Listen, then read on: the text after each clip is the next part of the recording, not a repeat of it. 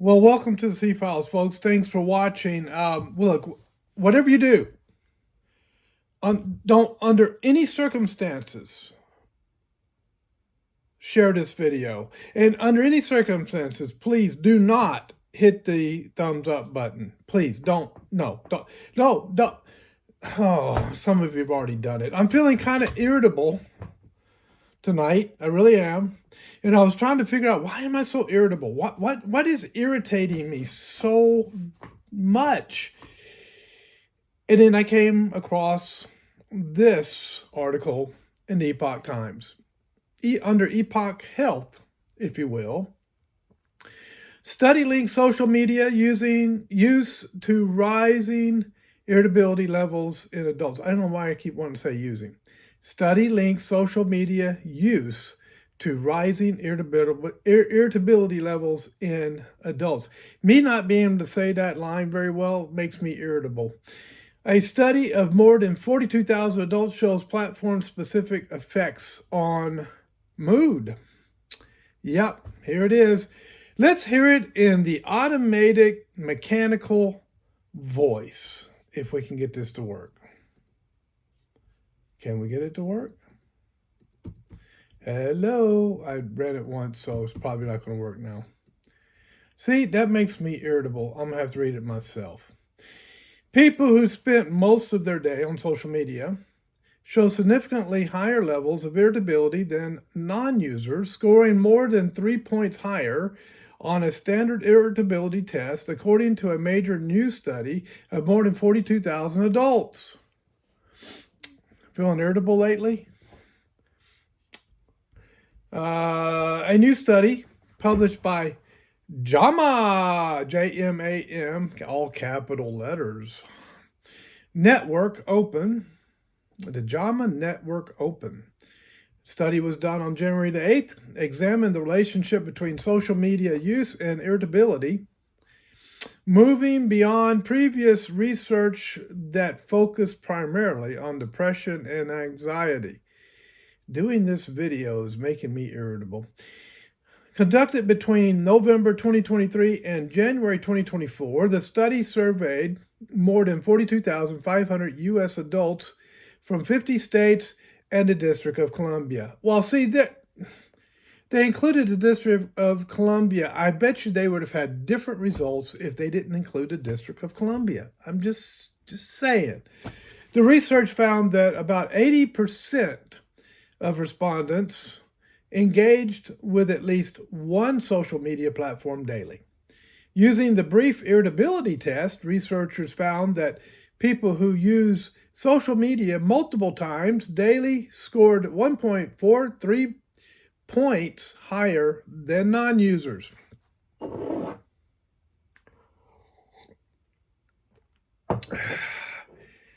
Did that sip of coffee make you irritable?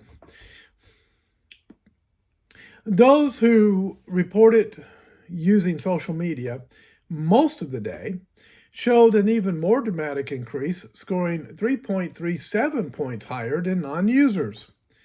This pattern suggests a dose-response relationship. The more frequently people use social media, the higher their irritability scores climbed, according to the authors. Social media often frequently shows a heavily filtered and highly curated version of reality. I'll read that again because that's an important statement. Social media often, frequently, shows a heavily filtered and highly curated version of reality. Constantly seeing others portray happy lives, vacations, relationships, and ideal bodies. I don't think I qualify for that one. Can lead to feelings of inadequacy. I'm feeling pretty inadequate concerning my body right now. Envy. I'm pretty envious of those perfect bodies. and frustration with one's own life. Yeah, it's kind of frustrating too. This constant comparison can fuel feelings of resentment and irritability. You know what makes me irritable? Not being able to enunciate words.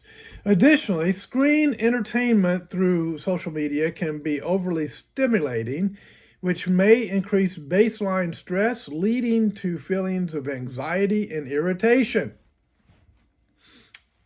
Thank you. I'm happy to contribute.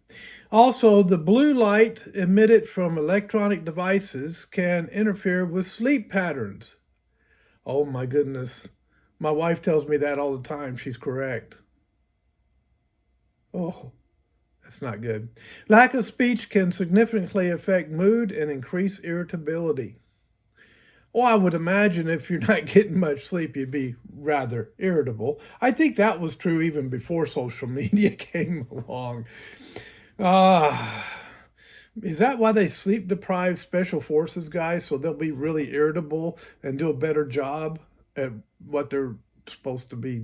Anyway, the effect was particularly pronounced on specific platforms. For instance, don't blame me. It's in the article. I have to read it, okay? Just don't get mad at me. TikTok users, yeah, they're picking on TikTok, who engaged with the platform most of the day showed a 1.69 point increase in irritability scores, while frequent Facebook users showed a 1.4 point increase. I think they hammered the younger generation and then they turned around and hammered the older generation. Wow. So that means we're all irritable. The researchers also examined whether political engagement on social media might explain the increased irritability. While more frequent political discussions on social media platforms were linked to greater irritability, the findings still suggest that social media usage in general remained a significant factor in rising irritability scores, even after controlling for political engagement. Yeah, I figured they were going to go there. It's all the political arguments. That's why I try to stay away from politics on Facebook. I'll post a news article every once in a while, but then that stirs up politics when you do that, even if you do that. Irritability deserves focused attention as a distinct mental health concern.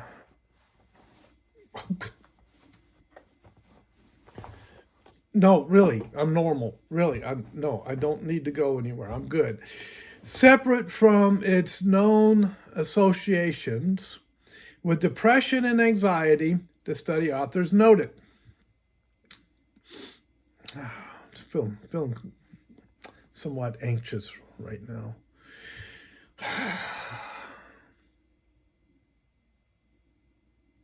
I've lost my spot. However, they acknowledge several important limitations in their research. Yeah, they wait to report this part, including an inability to assess causation and a reliance on self-reported data, which may be subject to recall bias on the part of participants. So, in other words, good news for you folks who love being on social media. The study might be flawed.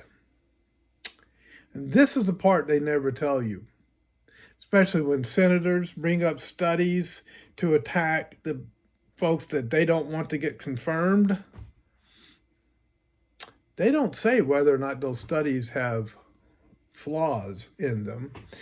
However, they acknowledge several important limitations in their research, including an inability to assess causation. I just read that. That makes me irritable.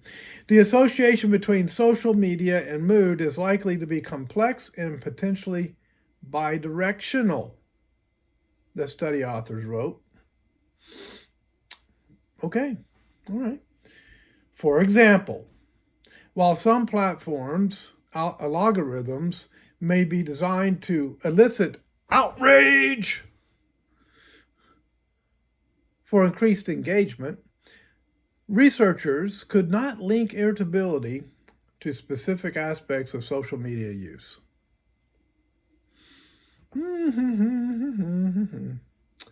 So why the article? The researchers called for additional studies to investigate the mechanisms behind this relationship and to develop potential interventions to mitigate adverse effects. So here's the problem, folks.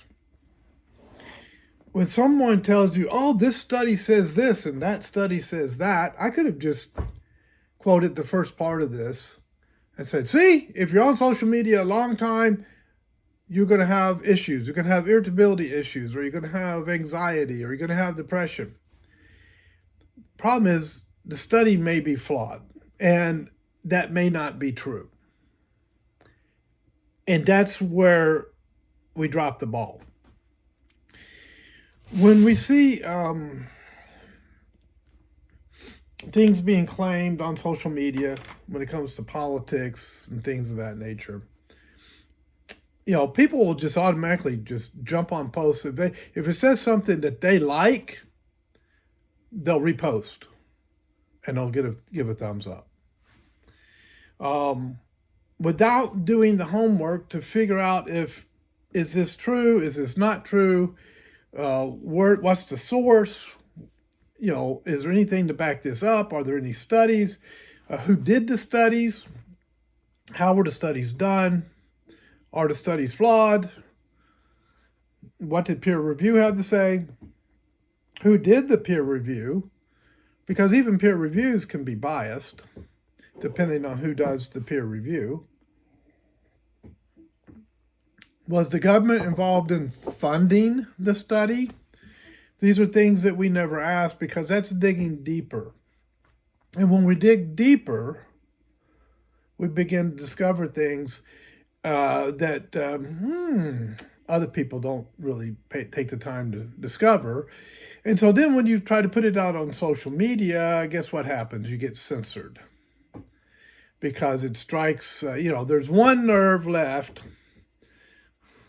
with those, what they used to call fact checkers. And we're playing dueling banjos on that one nerve. And censor. So that's usually how that works. What else do we have in the news? There's a lot of stuff going on. Oh, you thought we were done? Oh, no. No, I'm here to make sure you become very, very irritated. U.S. wants Ukraine to resume elections this year. Apparently, the deal there was the election should have been held last year because it was a 5-year term for, what's his name? Let me get his name. I can never remember his name. I want to say it right. Zelensky, with a Z, Zelensky, who is the supposed president of Ukraine. His 5-year term was up last year, but apparently there's some kind of thing in the law in Ukraine that when there's a national emergency, the war between Ukraine and Russia, they can't hold elections. It's interesting. We've been under national emergencies and had no problems doing elections. What's the alternative motive there? Well, Trump wants elections being held. So Trump threatens tariffs, sanctions if Russia doesn't accept Ukraine war truce deal. So he's using the tariffs and the sanctions to hit a lot of different nations. The Trump administration is working to set up talks with Russian President Vladimir Putin to begin negotiations for a Ukraine ceasefire. So President Donald Trump threatened new tariffs and sanctions on the Russian economy on January 22nd in his opening presidential push for a quick end to the ongoing Russian-Ukraine war. And I'll just do this quote. I'm going to do Russia, whose economy is failing, and Russian President Vladimir Putin a very big favor. Settle down and stop this ridiculous war. It's only going to get worse, Trump said in a post on his Truth Social account. If we don't make a deal soon, I have no other choice but to put high levels of tariffs, taxes, sanctions on anything being sold by Russia to the United States and various other participating countries. So that's a favorite tactic that Trump has to try and get the things that he wants to get done with other nations. So the plane crash that we reported on yesterday, that was the second plane crash that occurred in Philadelphia, Pennsylvania, that ended up being a medical transport plane. Another tragic event, like the first one that went into the Potomac River. And the 7 killed so far, death toll expected to rise, according to Epoch Times. It was a medical transport plane carrying a child patient, crashed in a Philadelphia neighborhood, killing all 6 on board and 1 on the ground. And they're saying they may be finding more casualties out of this. And I'll just show you the picture of the neighborhood where this plane hit. It's horrendous. There you go. As you can see, that fire truck is right in the middle of a major intersection, and some burned out cars, and debris is everywhere. And so another tragic event, and especially when it's a medical transport for a child, meant to final destination to be Tijuana, which is just on the other side of the border into Baja, Mexico, south of San Diego. And so this was Mexican citizens that were involved, and they were unfortunately lost their lives in this plane crash. So I don't know why these planes are going down, and I don't know of anything that's come out on the cause of this particular crash. The plane was a Learjet 55. It was operated by Jet Rescue Air Ambulance. It was carrying a child patient, her mother, and 4 others when it plunged to the ground shortly after takeoff and exploded in a fiery ball. Philadelphia Mayor Charley Parker confirmed in a February 1 statement that all 6 people on board were killed and 1 more perished on the ground. I imagine probably in one of the cars. There were 19 treated in multiple area hospitals, and there's an active investigation occurring now. And there's a lot more needs to be done, so we don't have any conclusions yet concerning why this plane went down. I don't see anything on them finding a black box yet. So that's what we know on this so far. The Mexican president, Claudia Sheinbaum, expressed her condolences to the families of the deceased on a Saturday morning post on social media. She directed Mexico's Foreign Affairs Secretary to provide whatever support is needed. So, this is sort of an international incident, but it's based on the idea that there was a horrible accident that occurred. And, what caused this plane to go down? I don't see anything in this article that indicates that they know what caused it to crash. It's just odd that it came 1 day after the other plane, the commuter plane, went into the Potomac with the helicopter that, 67 people lost their lives in that one. I can only hope and pray that no more of this occurs. It just seems odd that they occurred so close together. And mid-air collision for the other incident, or mid-air collisions are rare, very rare. I remember there was one before I came a police officers in San Diego. We actually saw the videos, the newsreels on this one in the police academy when we were going through training. When there was a jetliner that was hit by a smaller plane over a San Diego neighborhood and went down. I think it was in the 90s that occurred.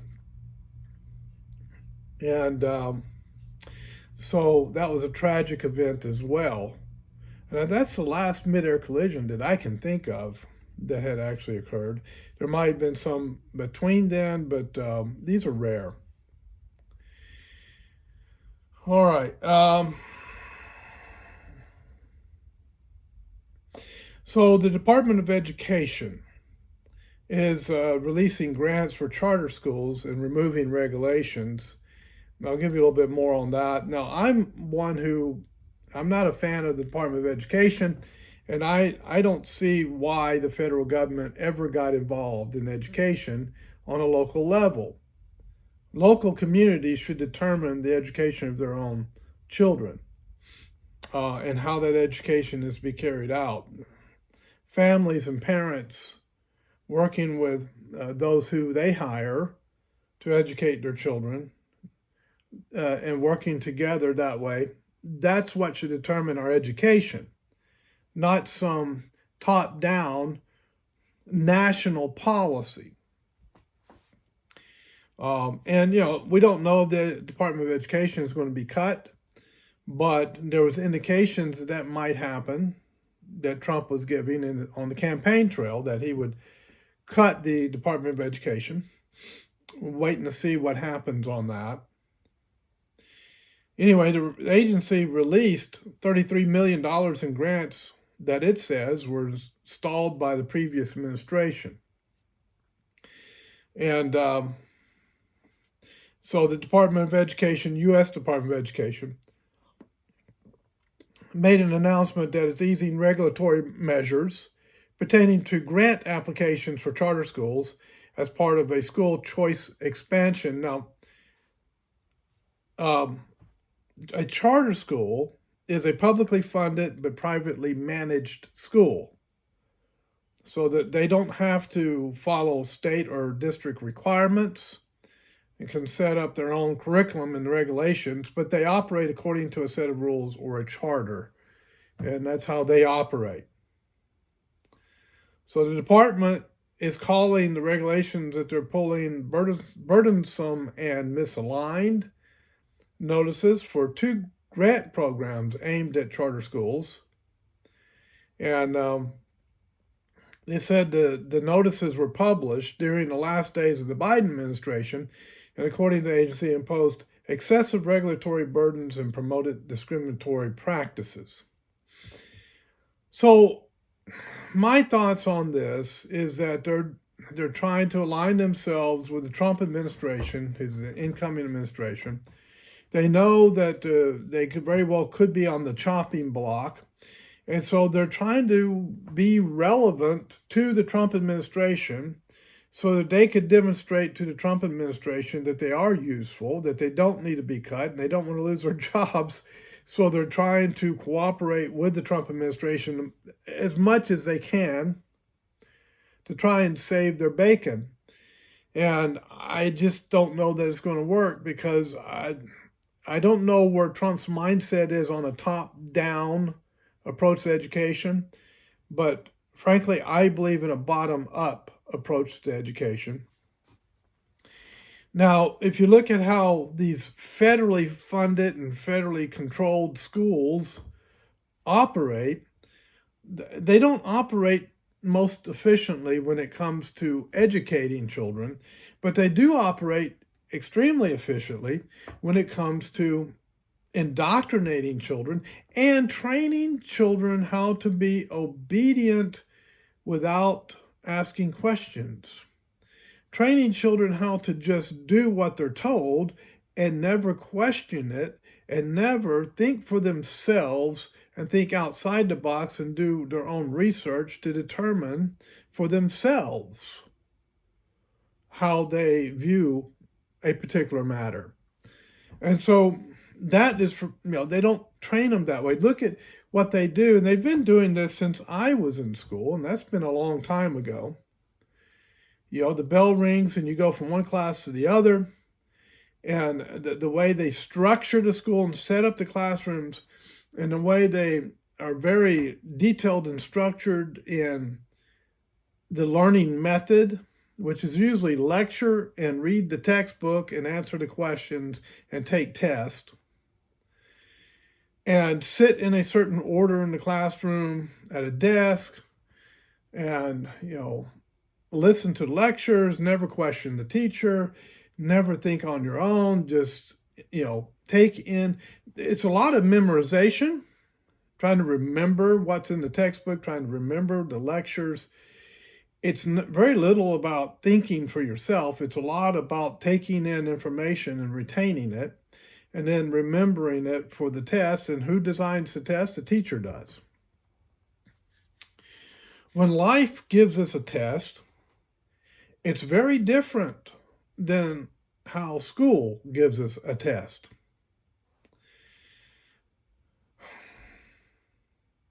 I'm a believer that children learn better when you stoke their interest. But schools feel more like, I don't know, an institution where you're shuffled in and you're fed all of this information and then you're shuffled out. If you think of that Pink Floyd song, "We Don't Need No Education," if you've ever seen the video on that, it's very interesting how they picture children as just shuffling in a line, trying to make all the children the same approach to every child when it comes to teaching them the subject matter, and then shuffling them back out. It's just it's a top-down approach. And if your type of personality, your mental capacity, and so forth doesn't fit well within that top-down structured educational system, then you get left behind in the educational system. It doesn't mean you're dumb. It doesn't mean you don't have the ability to learn. It doesn't mean that you can't be intelligent. It just means that you didn't fit well within the structure that they designed. Because some people are independent thinkers and some people want to learn in a different way, and they do learn in a different way. For me, I didn't fit well with that structure of learning. You see all the books behind me? That's how I learned. I became very interested in reading. I wanted to read. And I became interested in reading what I wanted to read, the subject matters that I was interested in. And so I started doing that. And lo and behold, I received an education without a degree. Okay? I didn't get the degree. I didn't pay thousands and thousands and thousands of dollars to get a piece of paper and hang up on my wall. Although I did go to college and I did study administration of justice at San Diego Miramar College. Even that, it gave me enough for me to work my career, but it didn't give me a full education. That gave me a full education because I read books. And what did the professors in college tell you to do? Read books. Read. You got to read this book. What do high school teachers do? Here's a book. Read this book. Do a book report. Pick a book and do a book report. So how do you make subject matters interesting? You've got to show a child why the subject is important, how it fits into our everyday life, how it can advance us. You see the Elon Musk rocket come down and land. You think some people might be interested in rocket science after that? Or interested in engineering, interested in learning how to fly, interested in being an astronaut, and would apply themselves to that because they have a fascination with it. When I was young, I had a fascination with police cars and with, I'd watch Adam 12, I'd watch Dragnet. Those were the police shows on when I was younger. And so that was my fascination. So what did I end up doing? I ended up becoming a police officer. That was my area of interest. Another area that I used to love to watch the Navy shows when I was younger. The old World War II naval war movies. And so, what did I end up doing? I ended up spending some time in the Navy. And I learned partway through my life that trying to pursue studies that I'm not interested in, that don't really spark my interest, it can be good for widening my education, but it's not something I'm going to spend an enormous amount of time doing because my brain just wants to shut off. But when I pursue my interest, my brain opens up. And so God has designed each of us with different abilities and different interests.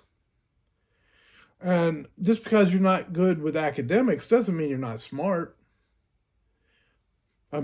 Recently I had to hire a plumber to come in and help us with a problem in the house, just a minor problem, but still, my wife didn't want me touching anything because she knows that's not my area. That's not my ability, okay?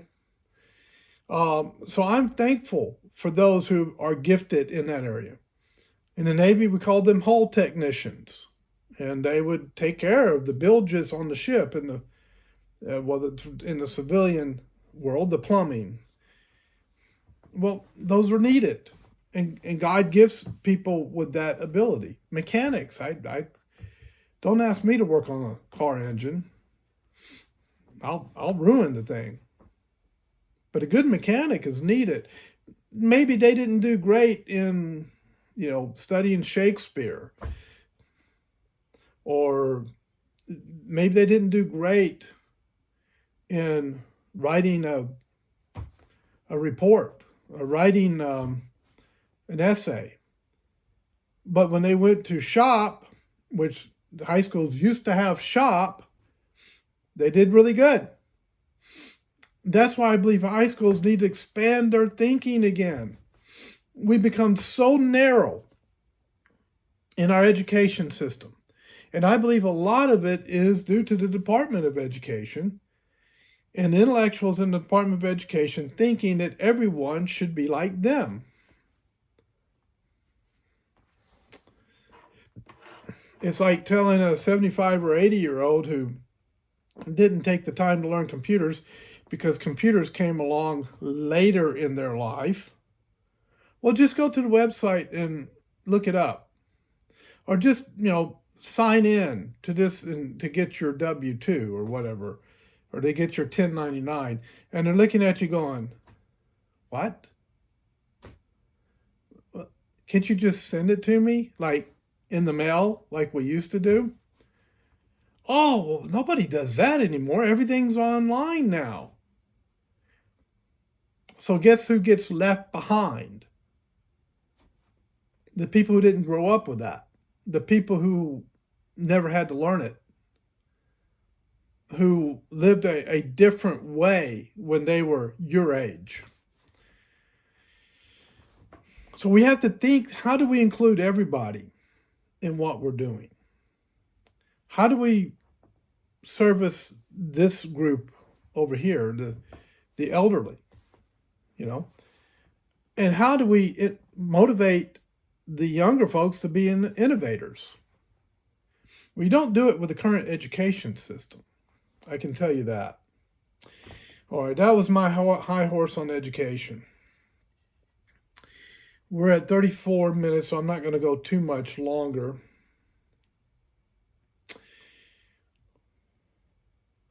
Seven minutes ago, U.S. strikes target ISIS attack planner in Somalia. What is this? The operation was conducted in coordination with the Somali government, according to Defense Secretary Pete Hegseth. Let me play just a little bit of this for you. U.S. strikes target ISIS attack planner in Somalia. U.S. military forces are conducting strikes in Somalia targeting elements of the local affiliate of the Islamist terror organization ISIS. An initial assessment of the February 1st strikes suggested that multiple ISIS Somalia operatives were killed and that there were no civilian casualties, according to a statement by Defense Secretary Pete Hegseth that was shared with the Epoch Times. This action further degrades ISIS's ability to plot and conduct terrorist attacks threatening U.S. citizens, our partners, and innocent civilians, and sends a clear signal that the United States always stands ready to find and eliminate terrorists who threaten the United States and our allies, Hegseth said. Well, great. When are we going to start doing that to the drug cartels? I'm waiting for that one. I want to see that. I want to see those arrogant jerks get their due, because they are arrogant jerks. They're so haughty about it. Like, nobody can touch us. We own Mexico, the drug cartels say, and you Americans, you can't touch us, and we'll do whatever the heck we want in your country, and there's nothing you can do about it. I want to shut them up. So I'm waiting for us to shut them up. Shut your mouth. So that's where we are. All right. So when that's going on,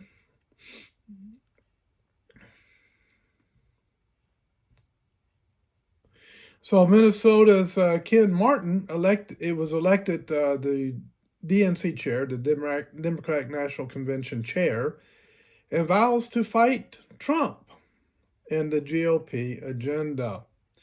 Martin pledged to prioritize working class voters, bolster Democratic infrastructure, unify the party, and oppose Trump and his agenda. I've never heard of this guy. Don't know anything about him. So let's listen to just a little bit of the article. Minnesota's Ken Martin elected DNC chair, vows to fight Trump, GOP agenda. Ken Martin, the longtime leader of Minnesota's Democratic Farmer-Labor Party, was elected chairman of the Democratic National Committee on Saturday, as the party turns to a seasoned but low-profile Midwestern strategist to spearhead its recovery from November's bruising election loss. "We got punched in the mouth in November," Martin said as hundreds of DNC members gathered in suburban Washington on February 1st to pick their new leader. "It's time to get off the mat, dust ourselves off, and get back in this fight." Martin, who has served as DNC vice chair, clinched the chairmanship on the first ballot, earning 246 votes to surpass Wisconsin's Ben Wickler in a 428-vote contest. "Democrats, thank you for putting your trust in me," Martin said in a statement following the vote. "It's the honor of my life to serve." Blah, blah, blah, blah. Okay. That's impressive. First vote. Now, we'll see how good this guy is. We'll find out if he is really that good. The Democratic Party has not had an all-star lineup, for sure, lately. And we'll see if this guy brings any change. But if he doesn't align himself with the American people, if he just continues down the same road they've been going down, they're just going to continue to go downhill. So that means ideologically even, he's going to have to make some shifts and some adjustments. Tulsi Gabbard did that, and she is excelling now. She aligned herself with the American people, and now she's taken off for the moon, And Trump is trying to bring her into his cabinet as she's going through confirmation hearings. And her former party is not real happy with her, but she's bringing it to them.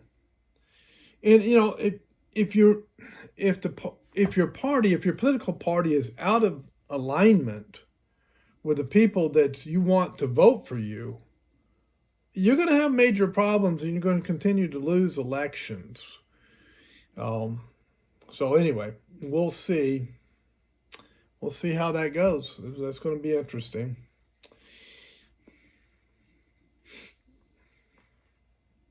All right, let me see what else we have.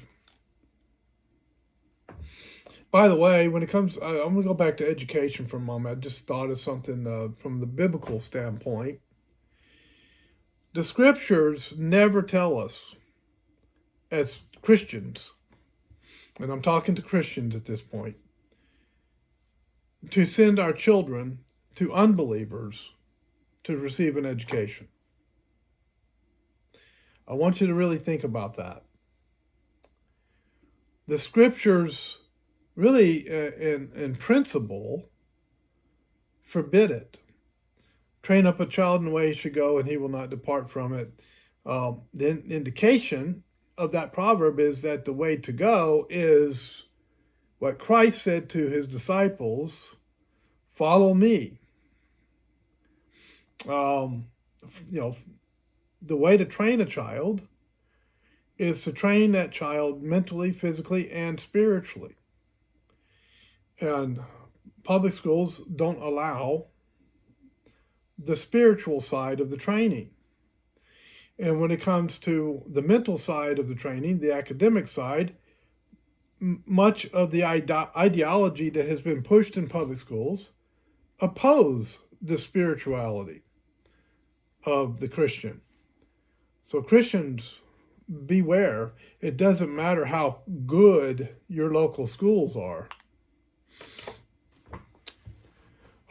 That's a relative term. Good in what sense? Academically? If we're only thinking good academically, then we're going to have a problem, because we're not thinking good in the whole sense of the word. It needs to be good academically, good physically, so that they have the ability to do sports and things like that, and good spiritually. And if you think only academics and you don't think spirituality when it comes to education, frankly, you're throwing your children to the wolves, and the wolves will eat them alive. And then you're going to wonder why they turned out the way they turned out when they get older. What happened? What went wrong? Why is my child thinking like this? Well, you sent them to schools that taught them to think like that and taught them to oppose you. Teach them the whole counsel of God. The whole counsel of God. That means not only God's creation, which would include biology and physics and chemistry and all of that, and sociology and so forth, because human beings are involved in his creation, but also God's creation from the sense of God being involved in it, and the spirituality of God's revelation to us through his word. That's how a Christian is to educate their children. And if you're sending them to schools that are opposing everything you're teaching them at home and opposing everything they're being taught in the church, you're fighting against yourself. Christ said a kingdom divided cannot function. In a household whose children are divided in their education, they're going to be confused. The double-minded man is unstable in all his ways, the scripture says. Well, you're training them to be double-minded. And so that's something to think about. I mean, it's something I've been harping on for a long time, but it's something to think about seriously. All right, I don't think there's much more I can go into with the news at this point. Let me see what we got. Because we're going a long time. And I don't want to lose you guys so quickly. Now, look, I don't do this as a business. I do this as a hobby, something I enjoy doing. Whether you subscribe, don't subscribe, that's up to you. Whether you give a thumbs up, don't give a thumbs up, that's up to you. I'm not going to ask for that stuff anymore. Probably not. I mean, it just sounds silly to me at this point to do that. If you like the videos, then you'll come back. And if you don't, you go somewhere else. It's really that simple. But if I'm putting out good information, maybe you'll like to watch some more videos. It doesn't affect me because I'm not going to go from a hobby to a business. As soon as I start doing advertising on my video to take money, as soon as I do a Patreon account, as soon as I ask for support, and all, now it becomes a business and not a hobby. And I'll tell you right now, I will do a much better job on these videos if it's a hobby and not a business. I don't need the money, don't want the money. I just want to be a benefit to all of you. That's all. The only reason I'm doing this. So God bless. Thanks for watching, and I'll see you next time on the C-Files.